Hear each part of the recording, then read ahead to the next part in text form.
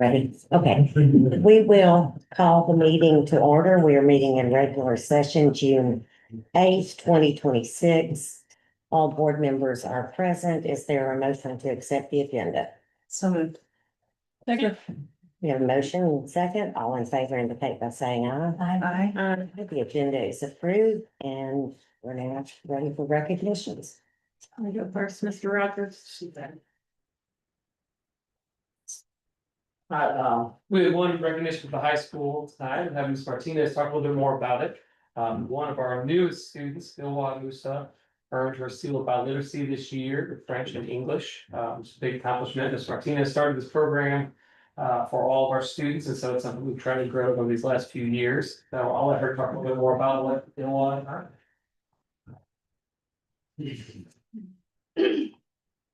This is our first one that we got with French and English, so I'm really proud of her. I had her for 5 months and all of her lessons that I did for her were in 3 languages.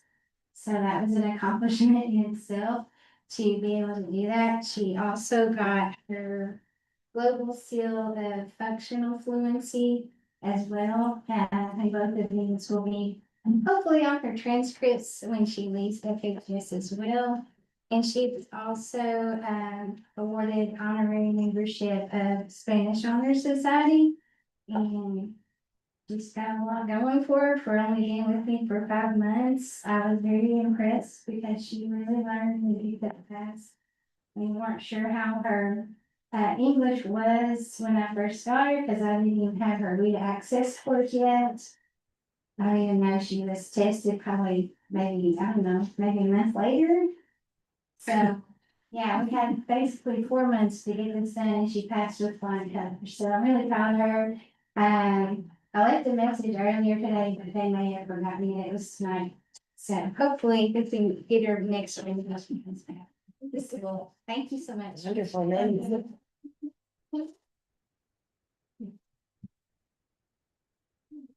We have a few for Second Street. Our first and lone one staff member is Miss Tammy Stone Strobel. And Tammy has been awarded the Julia Written Books Fellowship, and she has been appointed president of the Bluegrass chapter of the Kentucky Reading Academy. So, really great harmonies too. So.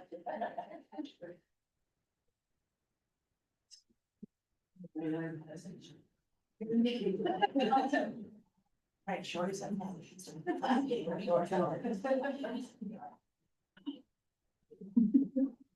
Count 3. 1, 2, 3.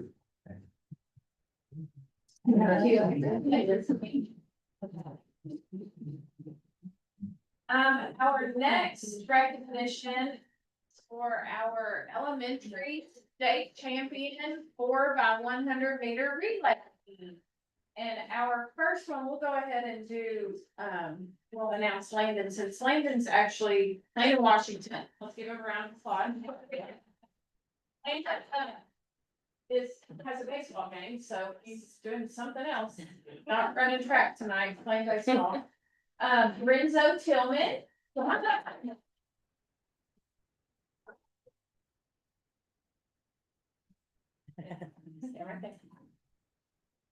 Jack Satterley.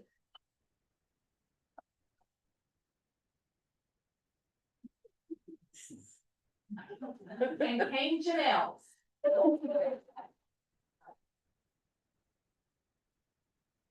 And we have their coaches here, Miss Amber Robinson.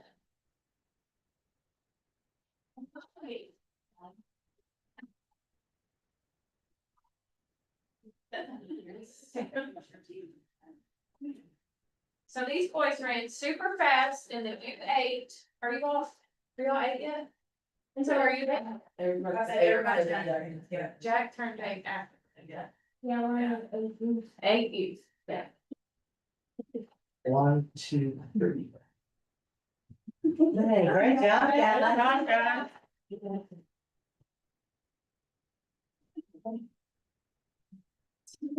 So cute. Yeah.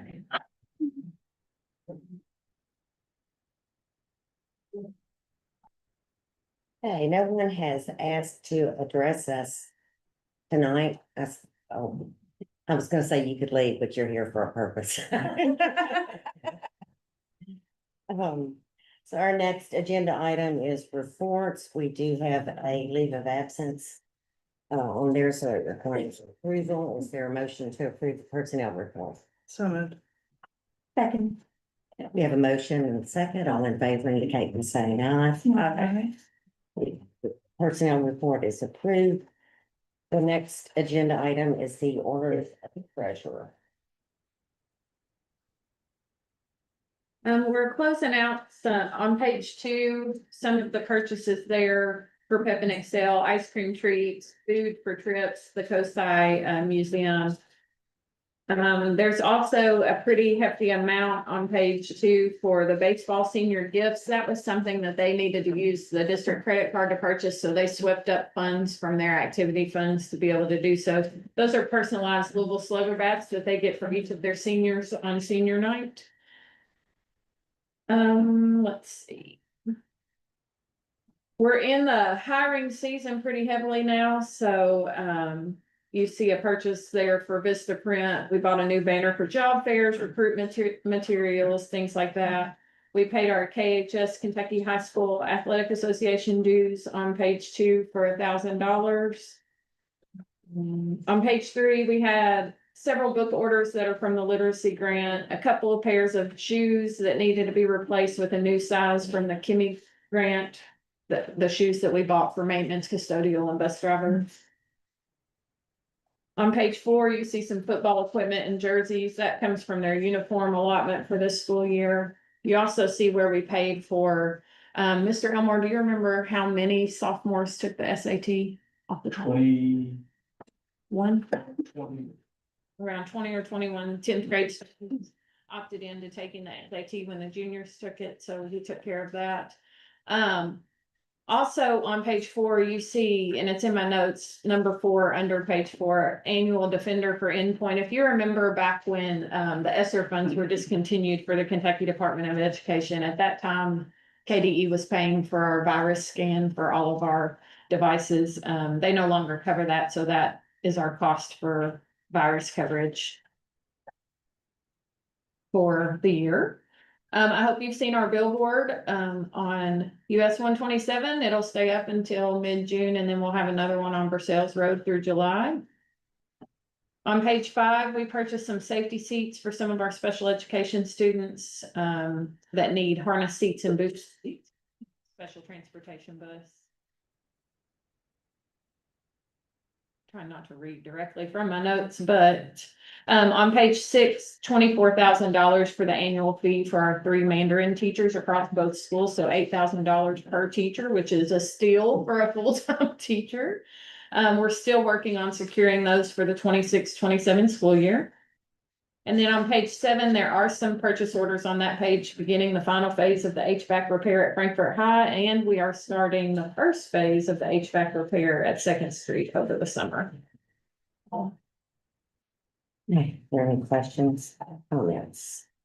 I have a question on page, I think it's on page 4. There was the electric for, power at the tennis fields. Was that a flood related expense? Yes, sorry. That's what I thought. Yes.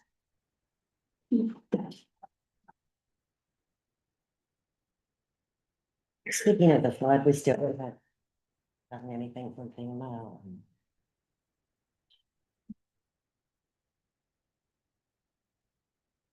On page 7, there's a Whitehead Hancock 2nd Street furnace repair. Is there a reason we didn't use training? That was Mr. Driscoll. It's an individual unit that just needed a motor replaced for Mr. Eater around the buffer. Used to be that old computer lab. It's just quicker to go with Whitehead Hancock on that. It's a completely separate unit from everything else. That was really cool. Yeah.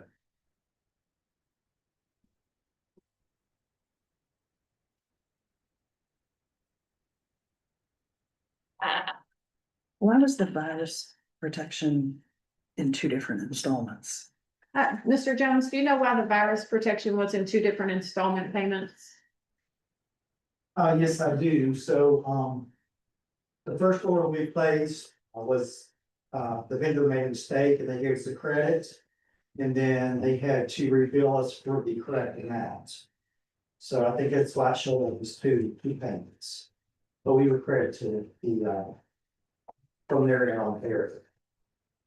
I hope that makes sense, but Is it gonna be about 2,500 a year? yes, that is correct. Okay.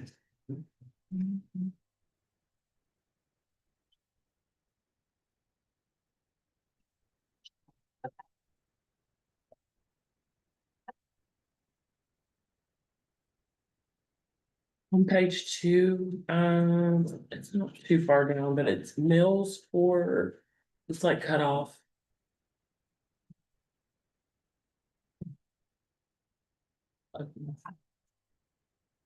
Split group or what was that? Oh, that was for a pet trip, Okay, but the Raising Cane's. yes. And then I'm assuming the advanced auto parts, that's batteries, right? Okay.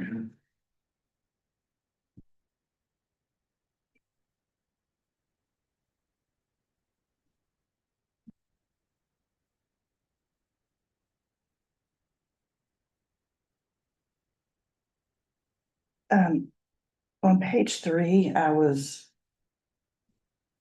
Oh, you said in your notes, I didn't get your notes until, okay, I was wondering if it was gonna be for summer projects, because it said to be a lot of custodial students. Just for an end of year purchase.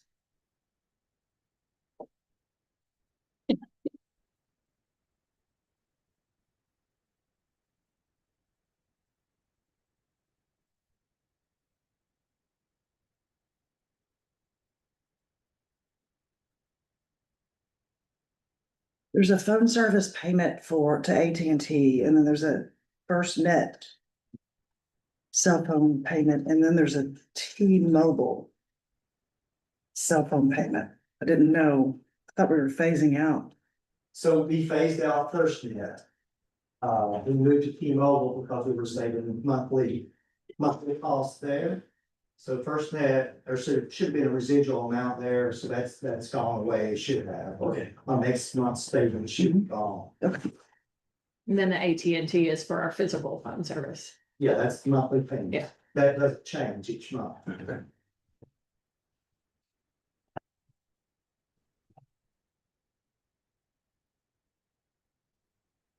On page 4, what is Gopher?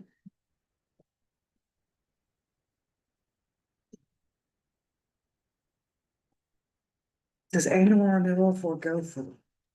Okay, that is a Chromebook management tool that we provide to students to notify them when they need to reboot the computer to get important updates.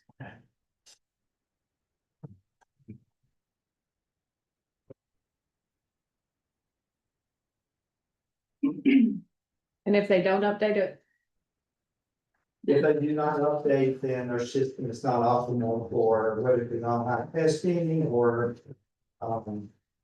performance security.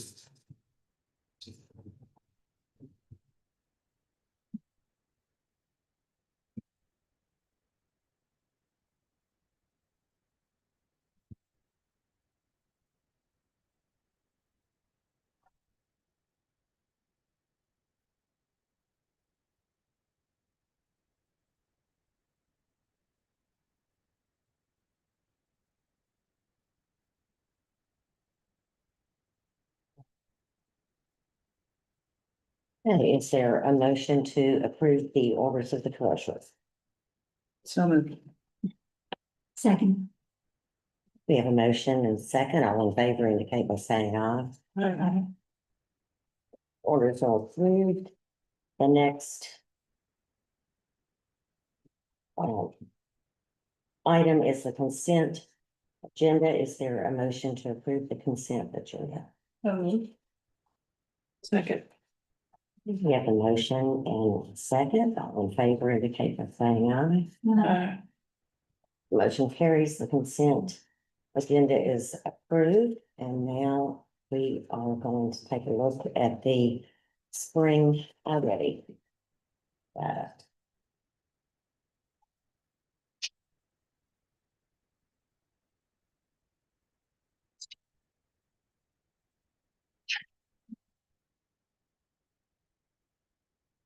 For the sake of 46 slides. We're gonna stick to the green, yellow, and red slides. You have the blue and orange ones, and Ms. Hecker actually emailed me this afternoon and noticed a mistake on one of the blue and orange slides, so I will get you, it's been updated on here. I will get you a new copy, at least of that page. So as we look at Mr. Elmore, chime in here anytime, you're not gonna see any Frankfurt High I-ready data because Mr. Rogers presented that to you in his Frankfurt High presentation at the last meeting. So we focused on the required civics exam, the financial literacy requirement, and transition readiness for the high school. So the majority of this is going to be I-ready at Second Street versus I-ready at Frankfurt High. And then you'll see a few slides at the end for Frankfurt High. But you can see here, this slide is just a reading and math comparison. So you can see that we are at grade level or above grade level in reading more than 50% of our students at Second Street. And then our yellow trended above the 75%. So our red is getting smaller, which is fabulous. Our math isn't quite as green as the reading. I would attribute some of that to we've been using our high quality instructional resource for reading for 2 years now. And this was our first year with illustrative math. Mr. Elmore, would you agree? I agree. If you all have any questions as I go, please stop me. What grades are we talking about here? This is K-8. Mhm. And you'll see in just a minute, it'll be broken down by grade level. We're gonna skip that. So on this slide, this is where you see the demographic groups or the grade levels broken down. Sorry about that. So you can see kindergarten, for example, 80% early on or above grade level, which is fabulous. I'm going to move my Zoom so I can't see the whole that. And first grade has no below grade level in the red area. They have some yellow, but no red. And you can see that our green in most areas is trending in the right direction and red is closing. Now we've got to work on closing that yellow as well, because it's not, we definitely don't want the red. The yellow is not as bad as the red, but we want to start closing that gap as well. Two, one of our adjustments, I'm sorry, will be, we're going to CKLA, we had a K4, we're gonna go actually all the way up to 8th grade next year. So if you look at K through 3, just with those results, so we're actually switching from EAL to CKLA, so K through 8 will have the CKLA, the same curriculum all the way in. I think will make a difference. Yes, that could actually pre-K through 8th grade, Yeah. because we are using a version of CKLA in our preschool classrooms.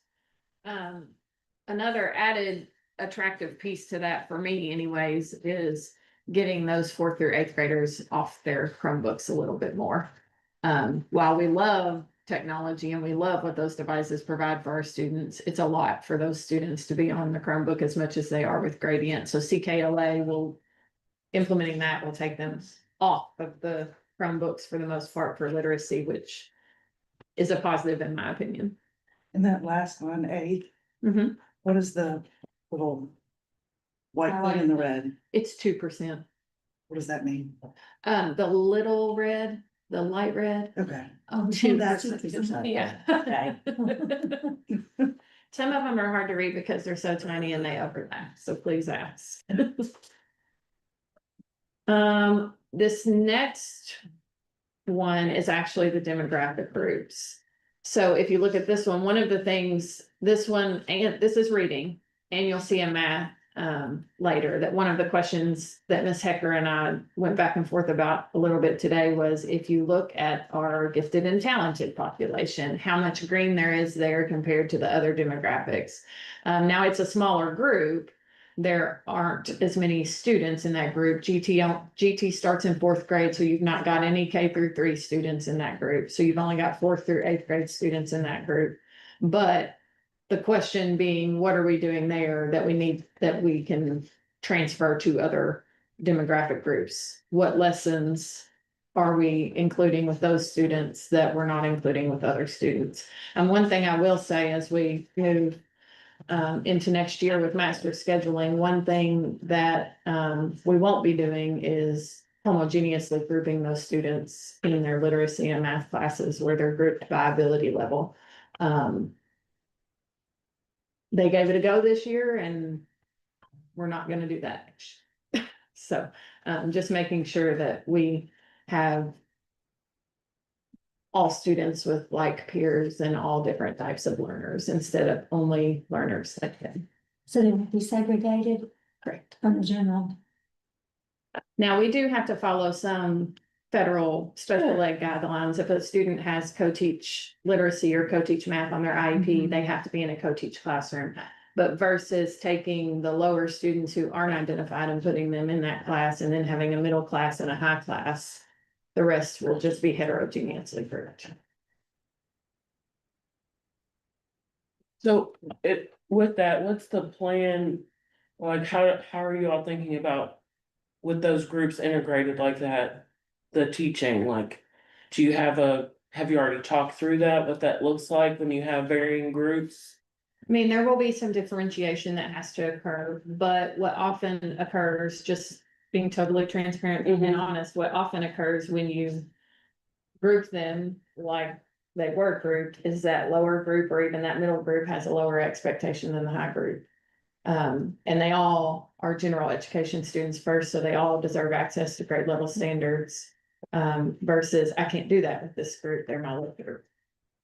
I can do this with this group, but I can even do this with this group. So putting them around peers that maybe can do things that they. Peer-to-peer learning, just some different type of methods that. So Mrs. Staples, and feel free to chime in, but we've talked about pushing in more, instead of always pulling kids out, maybe working with them, just pushing into classes. Because the CKI, the material, the high quality instructional resource has those different tier 1 and tier 2. It's really only those tier 3 that need those intense interventions. We're also trying to streamline, we purchased decodables, which is our book buddies for all grade levels. I think we mentioned that. So we're going to receive training on that and then also pass that on to teachers. And then also UFly, try to rejuvenate that training to make sure it's a little bit more uniform in how we approach it. And those would occur in the regular classroom. Yeah. And I would say, in talking to teachers, a couple of teachers about how they felt about the groupings this year versus moving away from them next year is, I've heard, I'm glad we tried it, but it's really hard to have all of those, like, to not spread out the different learning styles and the different, to have all of those needs in one classroom versus having them spread out amongst 3 classes.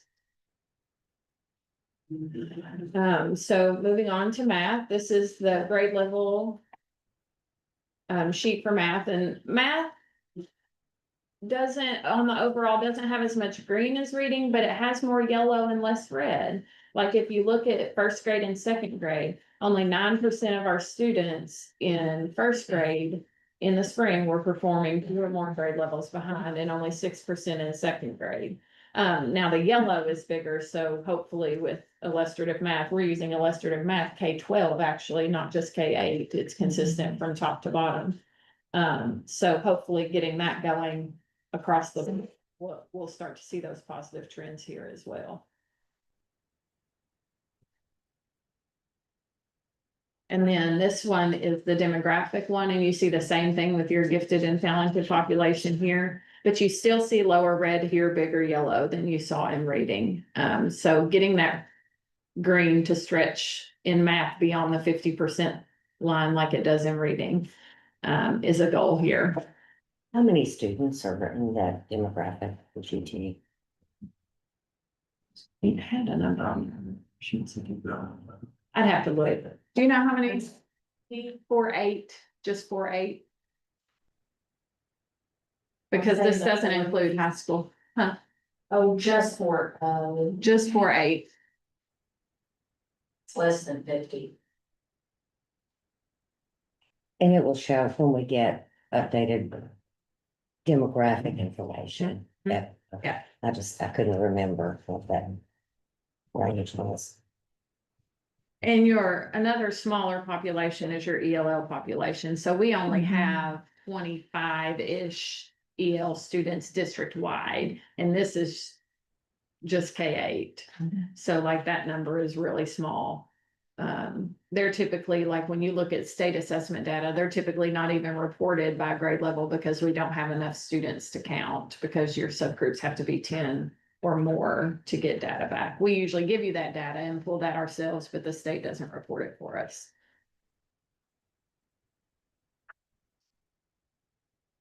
This one here is Second Street as a whole, K-8, reading, fall, winter, spring. So this graph, moving in the right direction. More green, less yellow, less red. That's what we want to see. So we are trending in the right direction there. Any questions on that one? Love seeing that our red in the spring was less than 25%, so actually just 20%. So we're starting to stretch that beyond that 75% mark, the one or less grade levels. And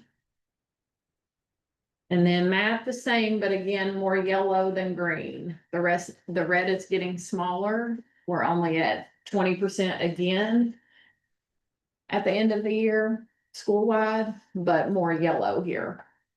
More one grade level below here than in reading. But our green still grew a lot, grew from 33% to 47%. I mean, it looks like we've been doing double digit growth in Yeah. just about everything.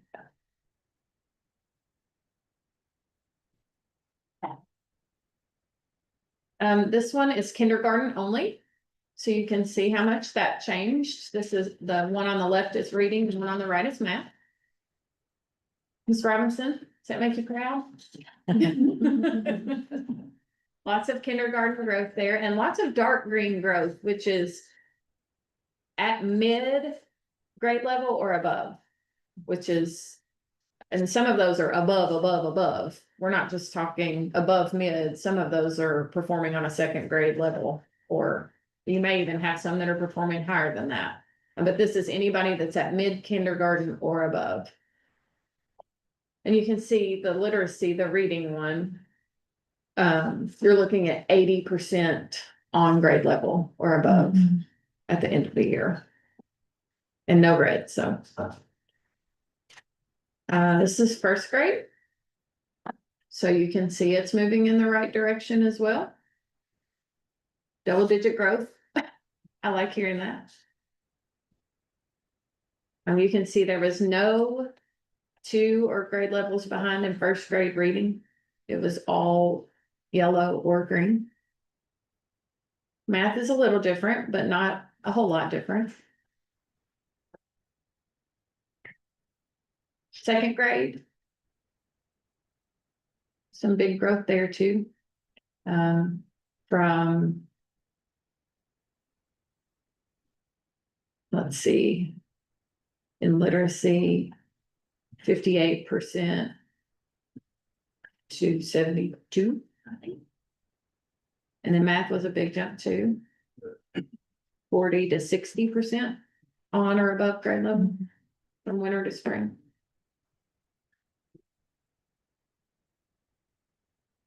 Third grade, this is an area we will need to inspect just because I feel like there's more yellow in both areas here in third grade. So we have more students in third grade right now, upcoming fourth graders that are performing one grade level or below.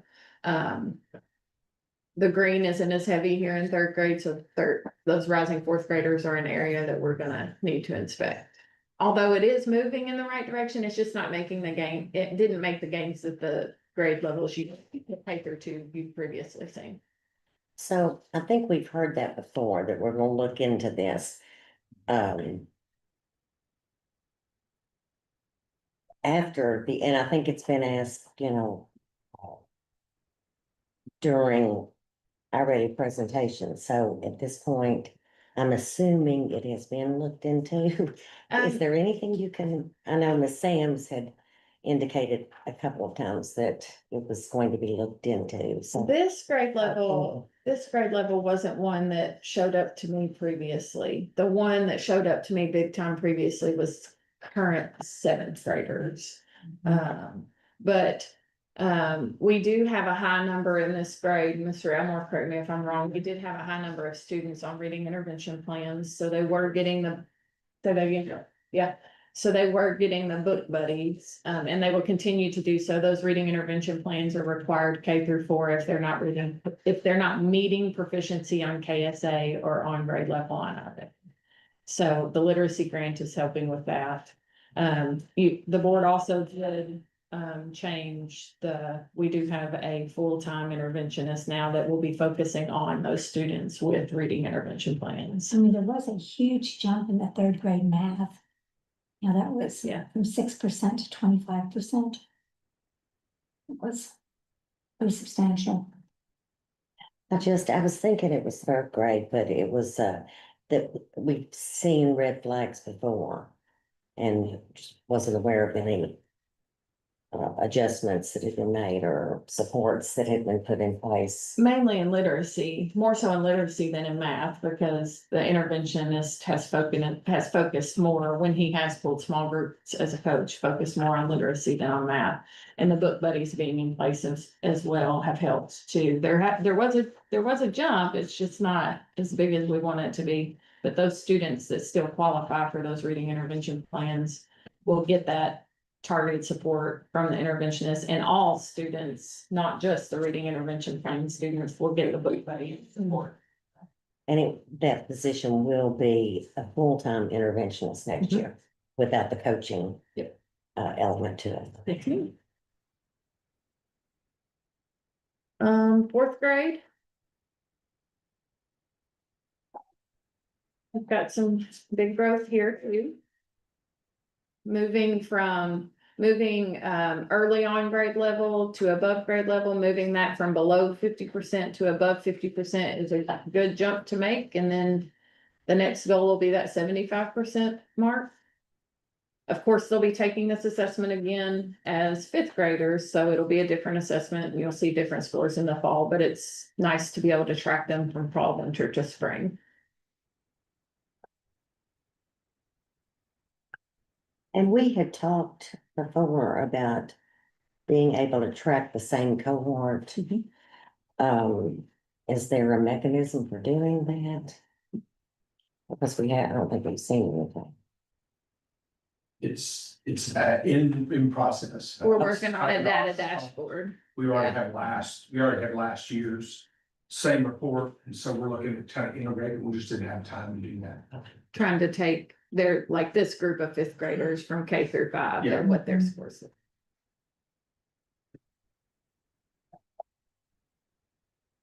are. Sixth grade. So you can see they've moved above the 50% mark too. As far as early on grade level or above grade level. And the yellow again is getting bigger and the red getting smaller.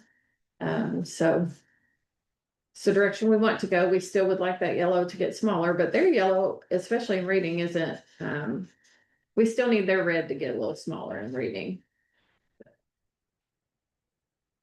And this is that group, that seventh grade group, that we've been watching. We don't have a dedicated interventionist for seventh grade, but we also have been homogeneously grouping them. And I do believe that heterogeneously grouping them you will see a difference here when all students are exposed to the Yeah, same. that group seemed to have the smallest, actually, in the reading, there was actually some backsliding. Okay. Yeah, from fall to spring. Yeah. And I think they have the smallest maybe overall. And our new principal actually does have some extensive background in implementing intervention in middle school, which is not always easy. So hopefully can bring some of that to the table and creative ways in how to do that without possibly adding any positions. Everybody in her building taught intervention if they had free time outside of their planning, be it the music teacher, the art teacher, things like that. And then eighth grade. You see they've moved above the 50% mark in reading, but not quite yet in math. Mr. Elmore and I also have a meeting with our illustrative math people this week to potentially talk about taking that more off the computer as well versus full-time on the computer.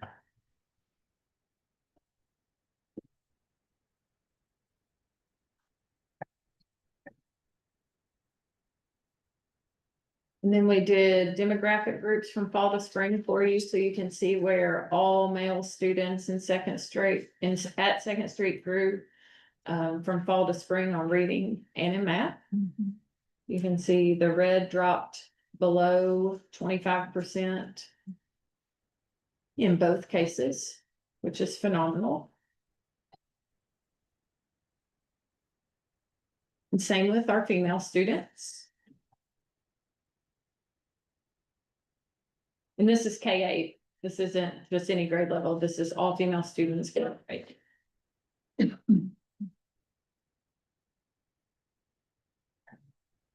then these are our students who are Latino, Hispanic students.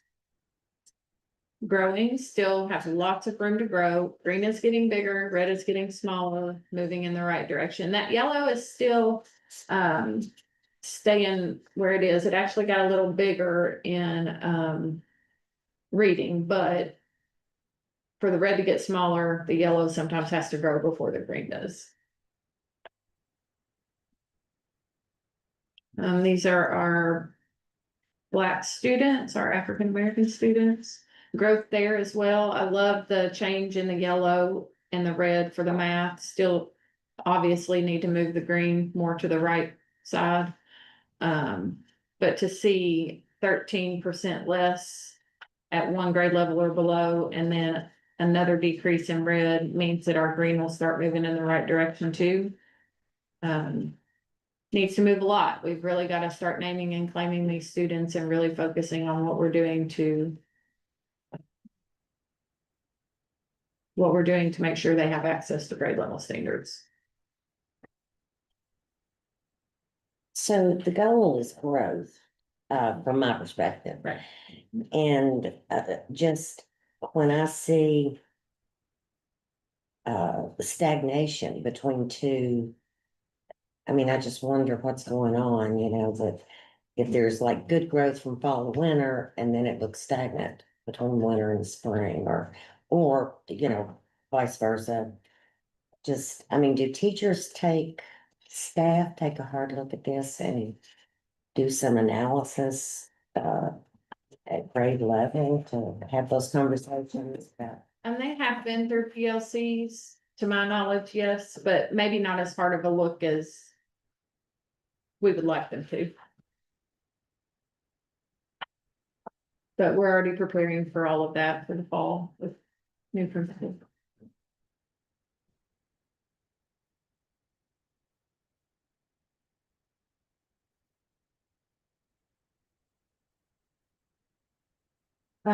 Sorry, I had advanced a few slides, so I had to get myself back to where we were.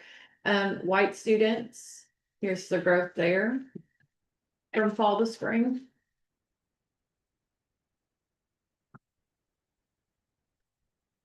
And then your students who, and of course, all this is coming from Infinite Campus, so it depends on what they've marked when they've enrolled. So this is students who have marched 2 or more races.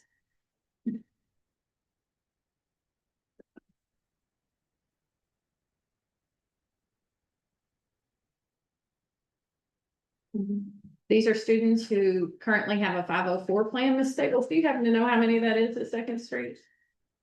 504 plans?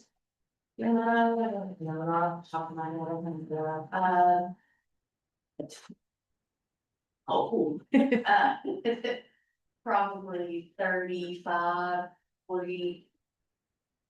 But doesn't.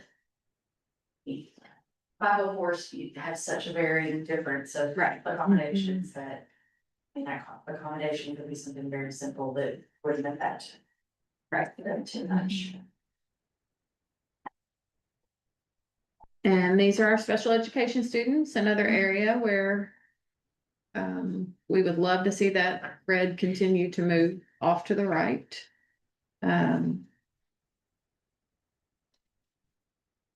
Some of the things that we did this year with our special education students were being able to pair them with their accommodator earlier than actually sitting down and taking the state assessment and having them practice their accommodations and Ms. Staples, if you want to chime in on that. Yeah, we just looked at really focusing on them and being able to ask for their accommodations, understand what they had access to, and being able to use it. Now, on iReady, they do not receive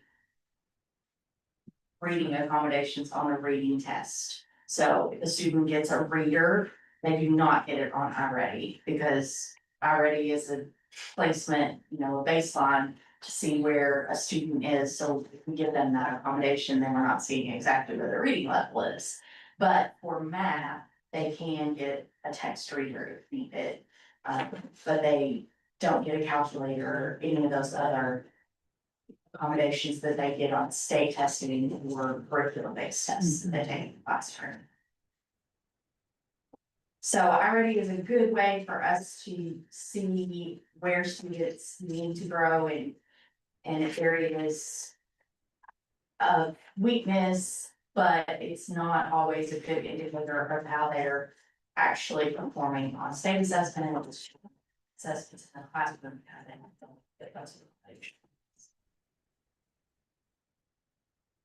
Here's that, good for that. Do you have questions? I'm just thinking about the accommodations. Would there be anything more to gain if? Why don't they get the accommodation? I understand the reading part, but why don't they get the accommodations on So you it? can see what their actual level of performance is. So it gives us that good, this is where they are without any of those.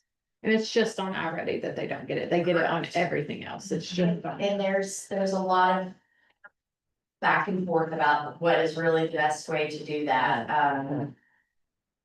So with respect, to, if we were gonna compare it to state testing. I mean, we're also looking at the benefit of accommodations, how accommodations. Correct, yes. So, Yes, so we can't really, for a lot of our special ed students, can't really use that as a good indicator or predictor of what they'll do on KSA testing. But it does give us a good look at exactly where they're struggling. A lot of times we use their already data to kind of dive into what areas they might need to have as an IEP goal. So it has its benefits, but it can also, it can be really frustrating for a lot of those students as well. So. okay. And then here are your gifted and talented students. Mr. Elmore did find that number at 78. So there's 78 students represented here in these graphs.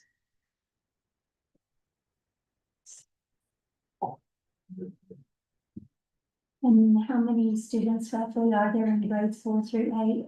So 78 would be the percentage of. Roughly 350. 5%? Ish. That's just, No, that's sheer math. That's without looking at the hard numbers. And then here are our EL students. There are 18 total at Second Street. So there are 18 students represented in these graphs here.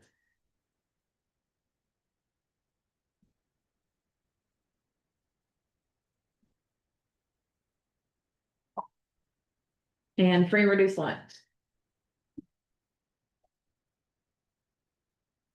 Now, one thing Ms. White and I have actually been talking about a little bit is we are still struggling to get an accurate representation of our lower socioeconomic families because we are a CEP district. It's harder to get them to complete the household income form, but we're gonna keep pushing and keep pushing and keep pushing because we want to make sure we do have a completely accurate number of how many students this represents.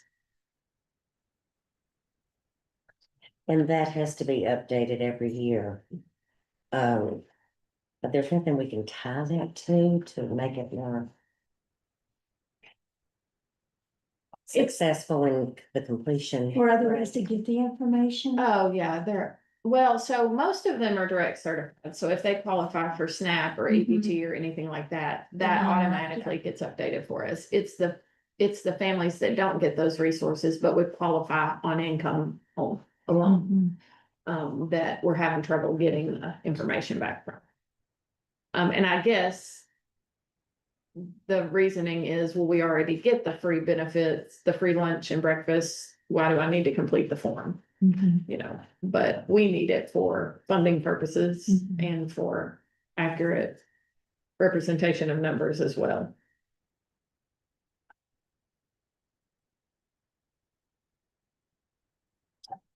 So it would be interesting to know, and I'm not quite sure how to phrase this question, but statistically, which group stands to benefit the most and would have the biggest impact This one. on the overall?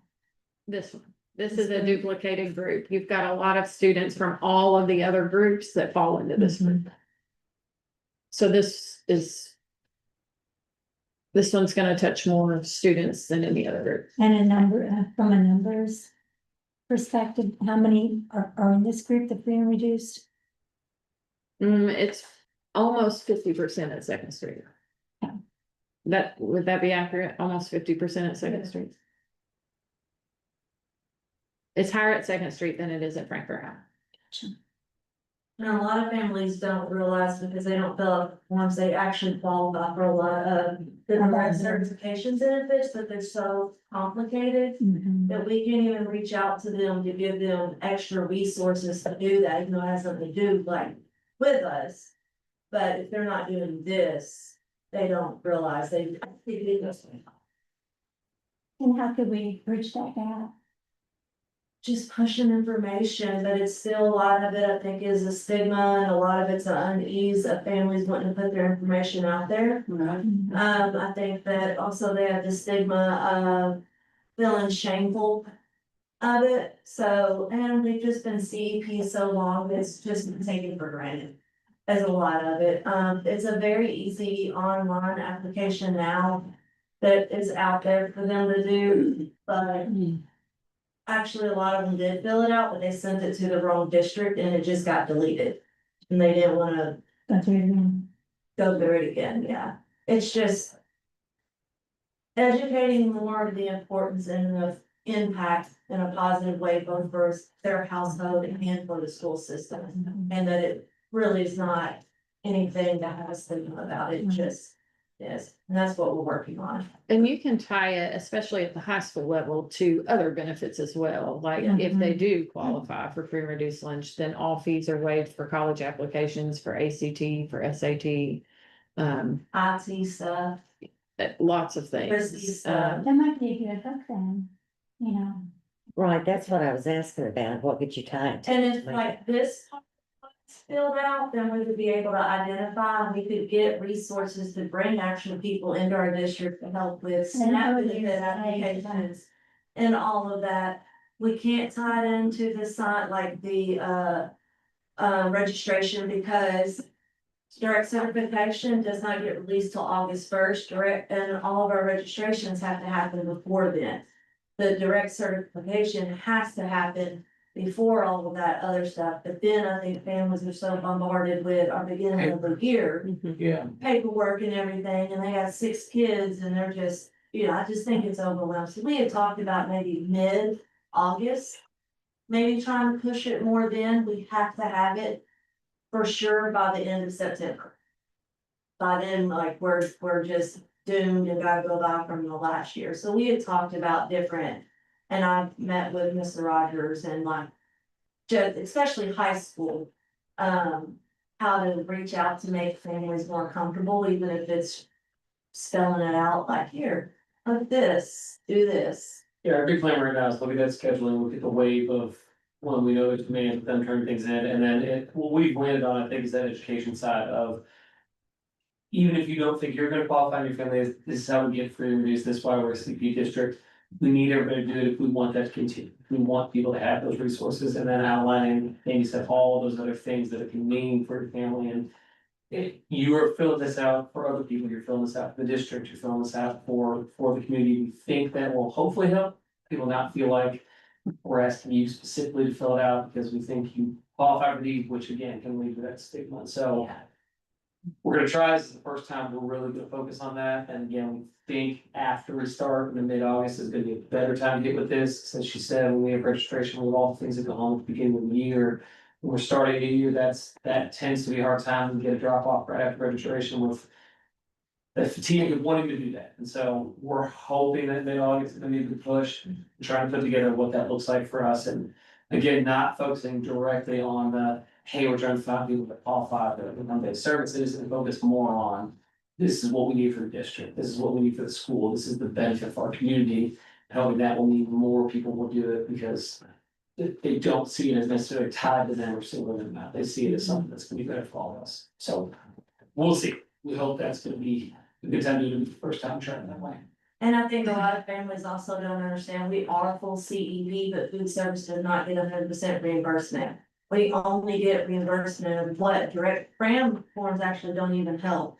It's direct certifications, but if we're able to identify families that might just need more resources to complete what they need for their own household benefits, then it could up the percentage that food service could get back in reimbursement for meals. You mentioned that some of the forms had gone to another district. Why did- Franklin County. It's online now, and they. It's online, and instead They of play- Second they play- Street or Frankfurt High, they did Franklin County. And Franklin County didn't.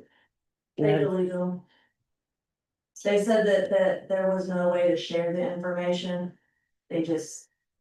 And I'm sure you think of the size of them, I don't know how many people, if there's one person processing that. Right, It's probably more of an outlier situation. I'm gonna void all information that it pertained to our district. I don't think it was it just was, that's not mine. We've talked about having some nights too, especially mid-August, to have it open at school, we can come in, we can help fill it out, we have computers available. To try to avoid some of those Yeah. errors happening, and then also working, we can do some things pretty easily with our mentor groups to do some competition. We get you some- yeah.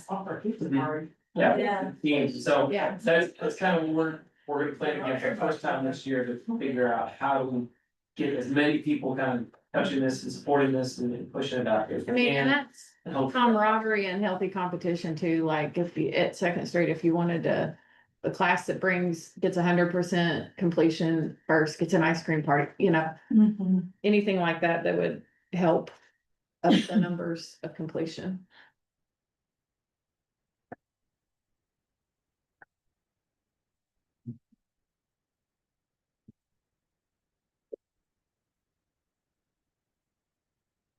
So you do have some cohort stuff in here. So you've got, this is current first grade, so you've got their spring 25 to spring 26 data in here. It's a class of 2037. So you can see a little dip from kindergarten to first grade, but I will say this, there's never any red in kindergarten because there's no grade level to be below in, if that makes sense. And then you have current second graders, you see that trending in a different direction from, so in spring 25, those are their first grade scores to their spring 26 second grade scores. It's crazy, class of 2036. And there's that current third grade group that we looked at. And you see where they were in the spring of 25 and where they are now in the spring of 26. So that trends with the previous slide we saw on this group. And then current fourth graders, so you see we saw a dip in reading in these students, but an increase in math. Well, a dip in green reading, I should say. The red still got smaller in reading, but the yellow got bigger. the one grade level or below got bigger for this group in reading. But the red still got smaller, it went from 18% to 11%. And then, so what you'll see once we're finished putting that data dashboard together is like for this current group of fifth graders, you're seeing their fourth grade spring and their fifth grade spring. But what we want to bring to you is what these, the ones that have been with us since kindergarten Right. anyways, Right, right. have, how they've progressed through all of the grade levels. And then current sixth grade.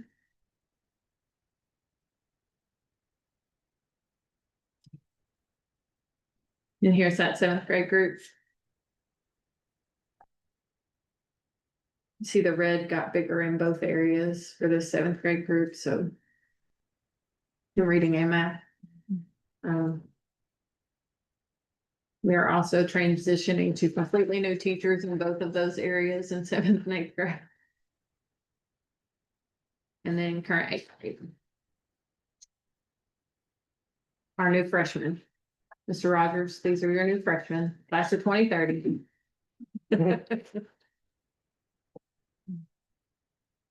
So kind of a little bit of the same problem here. What you saw in seventh grade, just not quite. The green's doing a little better in eighth grade, but.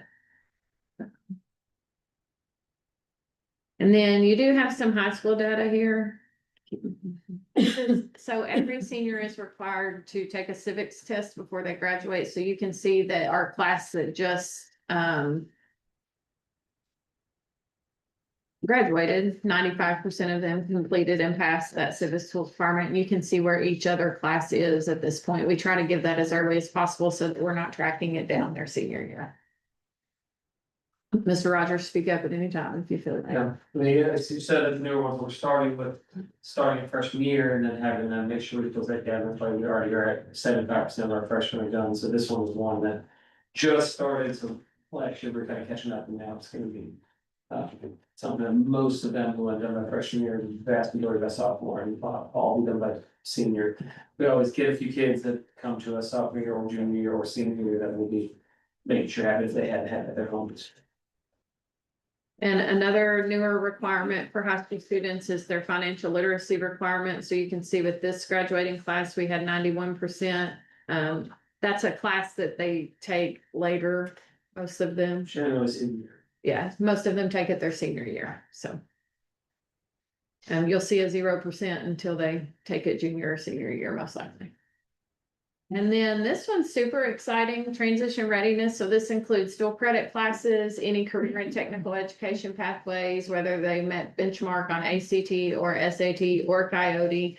So our class of 26 was at 96% transition ready, and our upcoming juniors are already at 75%. And you can see where our sophomores are at 52% and our freshmen are already at 44%. This is as of June 3rd. And I'm sure there will be some additional added to this. We have some work ready data that we were waiting on that's not included in this, I think. So these numbers will be even higher than they are right now. So for 80 students, why is that number different than the? I don't know why that doesn't, it's not an accurate Yeah, number. so our Oh, it's PPA. transition academy. Yeah, Correct. this is just Frankfurt High School, not Okay, including PTA. so we had 96 graduates, so 16 of those were PTA graduates. 15, and then one of them 15. was a graduate from last year's cohort and came back and Okay. graduated this year. PTA, and then one since 5 years. Okay. And this is one we're looking at, again, as those shift a little bit, we're trying to be really intentional with our kids. The dual credit pathway helps, a lot of our kids, especially now that we have that ladder going all the way down to freshman year. Trailblazer, it's another, usually about 15 to 20 that are gonna go down there and complete pathway in one of the trades. The Coyote test is something that goes for our seniors if they don't qualify, ACT, SAT or dual credit in reading and math, and then also the ACT. We had more kids that came back in junior year that have passed with our ACT, our SAT, kids that have transition readiness. So we're really looking at the learning trailers and work on this lot next year, looking at that class as they start senior year with Mr. Hacker and figuring out what is that pathway for every student, which track is gonna be the way for us to get them transition ready. So we're hoping to really promote this and continue to get that number as close to 100% as we can. I think that's my. final one. Any questions, comments? It's publicly viewable, accessible. We can make it that way. I think that would be good. And I'm sorry, where was you said there was a mistake on one of the pages, did you? It is on the, Oh, it's. it is on, if you flip to the third page, it is on this, on the back of the third page, it is on here. The graphs are right, the numbers are off a row. Don't add up, or. Yeah. Oh, They're just off one row. Okay. Ms. Kuykendall has fixed it, but I have to share a new presentation. okay. The colors are correct. The numbers are off a row. Yeah.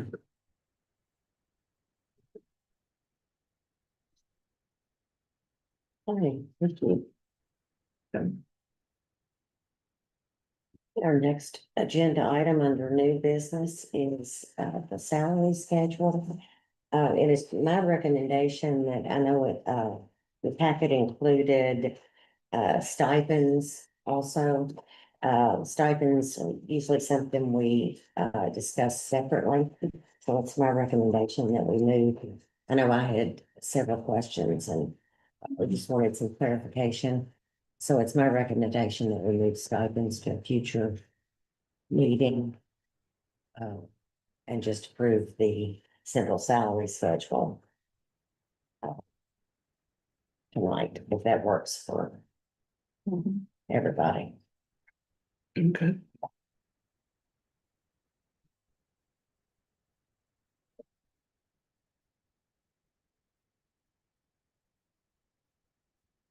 I'll reflect that in a minute, is.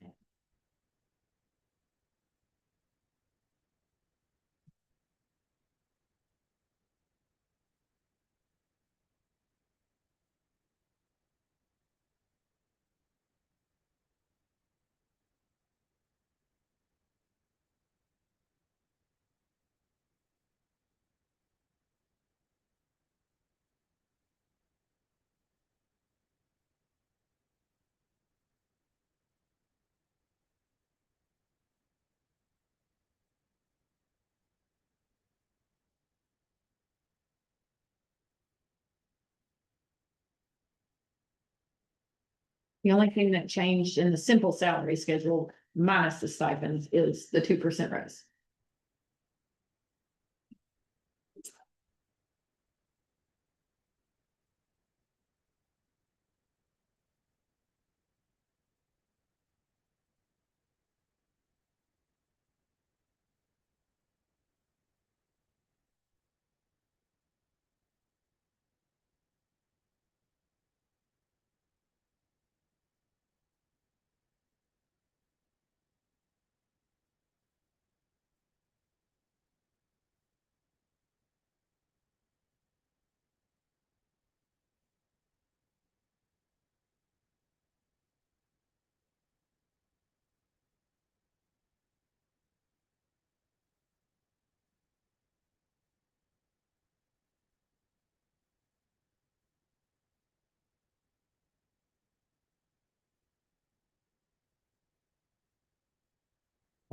Questions, comments?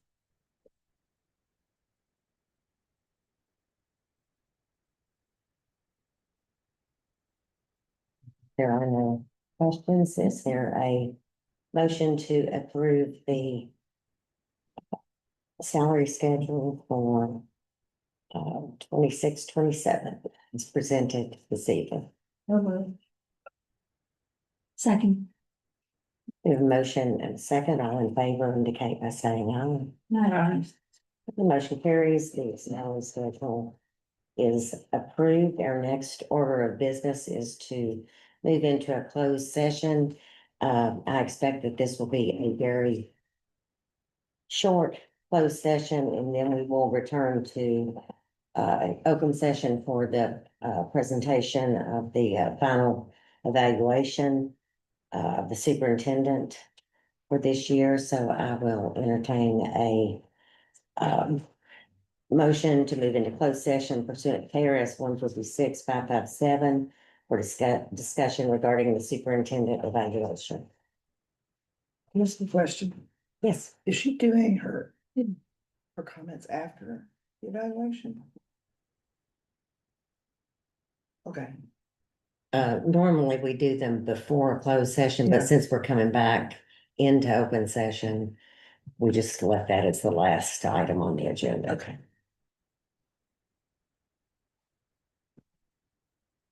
So moved. Second? Okay, we have motion and second, all in favor, indicate by saying aye. Motion carries, and They're going to leave. we'll leave, let you all stay. They're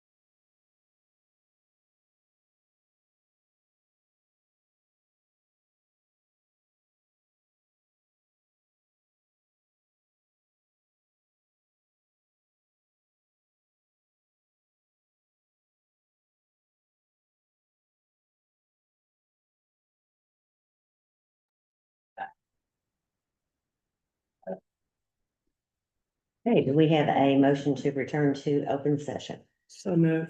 Second. We have a motion second. All in favor indicate by saying aye. Okay, we are now back in open session.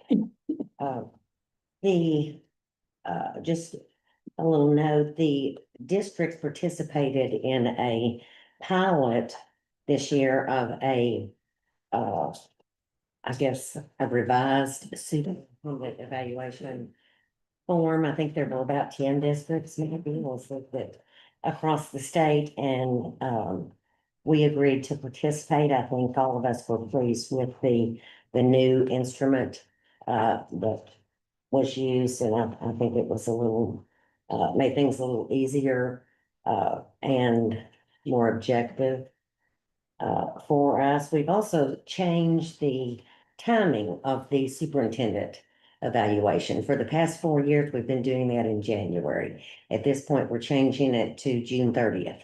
And from now on, for the next 4 years, it will, occur as of June 30th. So having gotten that, those little housekeeping details out of the way, the board has completed, the evaluation of Dr. Satterley, and we have a prepared statement that I am happy to read at this time. The FIS Board of Education is pleased and proud to announce that Dr. Sherry Satterley, in her 4th year as superintendent, has received a unanimous evaluation rating of exemplary, which is the very highest rating. This has truly been a stellar year in many respects.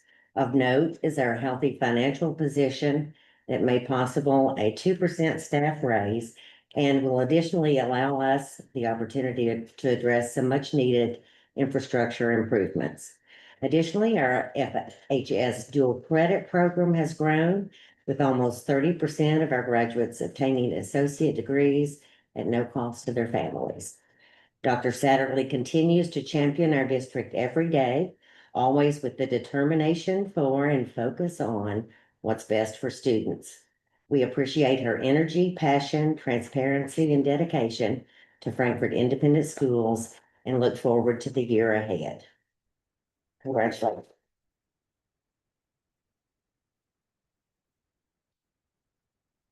You all.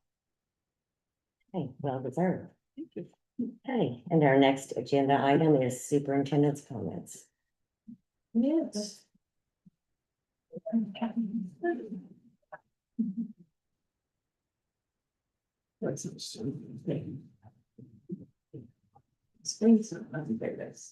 Sorry. When does Bobby Jones, when does the HVAC work begin? Today, great, at Second They've been Street. on site, just making sure everything's good to go. He may have had to go over that, there was. Speaking of infrastructure.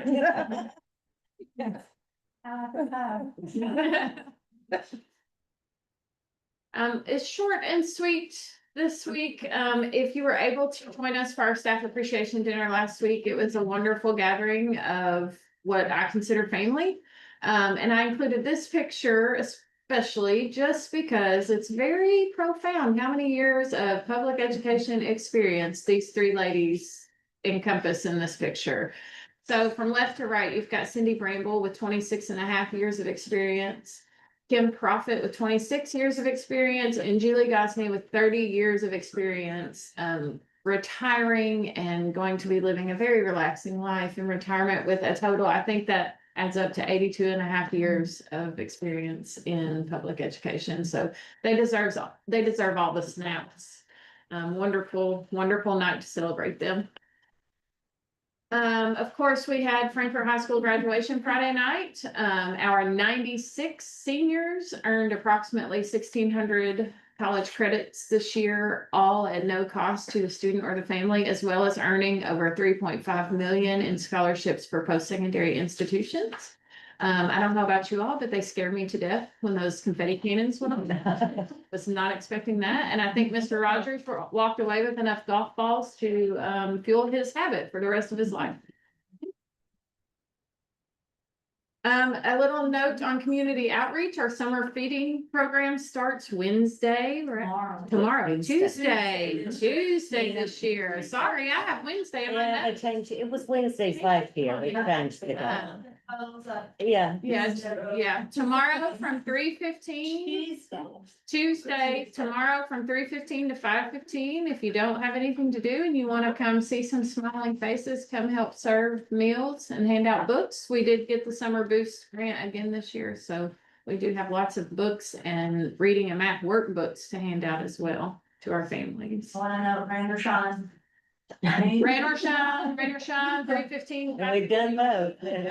The poncho. You're gonna be soaking wet or have a sunburn, right? Soaking wet or have a sunburn. A few updates and achievements. So we give a lot of scholarships. A lot of scholarships are given, but the South Frankfort Neighborhood Association, we sit right here in South Frankfort. So these are pretty important to me anyways. Two of our students were the recipients of those two scholarships. Brandon Anglin, who is actually what we call a lifer.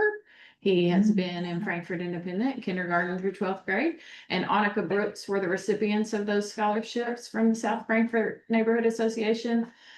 We are still, hiring season is and has been upon us. We still have some vacancies, but have made lots of hires in multiple areas for the 26-27 school year. Seeing a lot of those people come in for their one-on-one onboarding with Mr. Kennedy. And then we have, of course, our yearly new employee certified and classified onboarding that we will have on July 23rd with all new staff. Looking ahead to 26-27, our minds are shifting to that school year. They already have, let's be honest, but able to focus a little more on it now. But our annual new employee orientation and onboarding, planning an annual leadership retreat, and I've got some wonderful parents over at Second Street that are planning a meet and greet for our new Second Street principal, Miss Goodrich. And our staff today completed their individual professional learning plans for the 26-27 school year. And before we know it, opening day will be upon us. So working on all the things to get us to that point.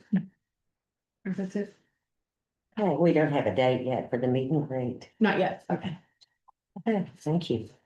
Okay, that concludes our business this evening. Is there a motion to adjourn? Okay.